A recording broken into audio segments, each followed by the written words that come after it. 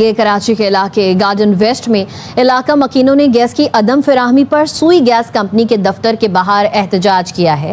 علاقہ مکینوں کا کہنا ہے 6 ماہ سے گیس کی فراہمی معطل ہے۔ نئی لائنیں ڈالنے کے باوجود گیس کی فراہمی معطل ہے۔ متعدد بار شکایات کرنے کے باوجود کوئی سنوائی نہیں ہوئی۔ شدید مشکلات کا سامنا ہے۔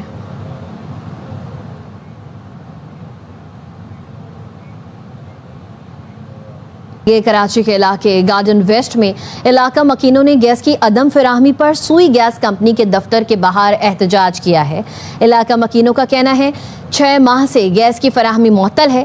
نئی لائنیں ڈالنے کے باوجود گیس کی فراہمی معطل ہے۔ متعدد بار شکایات کرنے کے باوجود کوئی سنوائی نہیں ہوئی۔ شدید مشکلات کا سامنا ہے۔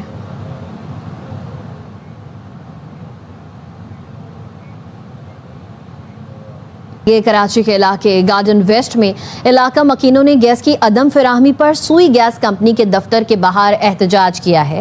علاقہ مکینوں کا کہنا ہے 6 ماہ سے گیس کی فراہمی معطل ہے۔ نئی لائنیں ڈالنے کے باوجود گیس کی فراہمی معطل ہے۔ متعدد بار شکایات کرنے کے باوجود کوئی سنوائی نہیں ہوئی۔ شدید مشکلات کا سامنا ہے۔